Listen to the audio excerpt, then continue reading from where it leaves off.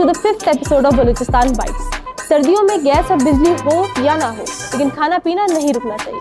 और जब बात आए मीठे या कॉफ़ी की, तो हमारी पहली चॉइस है इंग्लिश बेकर्स। यहाँ का मीठा इस शहर की फर्स्ट चॉइस है, बिल्कुल यहाँ के लोगों की तरह। From soft pastries to beautifully crafted cakes, हर स्वीट आइटम एक विजुअल ट्रीट भी है और फ्लेवर्स का सेलिब्रेशन भी। अगर आप हैं मीठे के शौकीन और करना चाहते हैं एस्थेटिक माहौल में एंजॉय, तो do visit English Bakers today. तो हमारा यही मकसद था कि बिज़नेस को हम इंट्रोड्यूस करें कोयटा में, तो अच्छी अच्छी चीज़ें आपको मुतारिफ करवाएं। यूथ को भी यही पैगाम देना चाहता हूँ कि यहाँ पे कोयटा के हालात जो है जिस तरह भी हो, आपको थोड़ा सा एक छोटा सा स्टार्टअप आपने लेना है, इंशाल्लाह कामयाबी मिल जाएगी।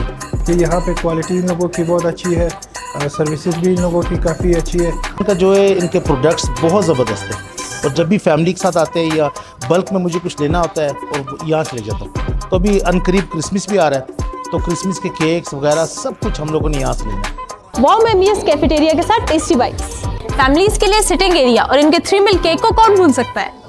One of the oldest bakeries in Quetta, जो कि लोकेटेड है बिजनेस सेंटर एयरपोर्ट रोड पर।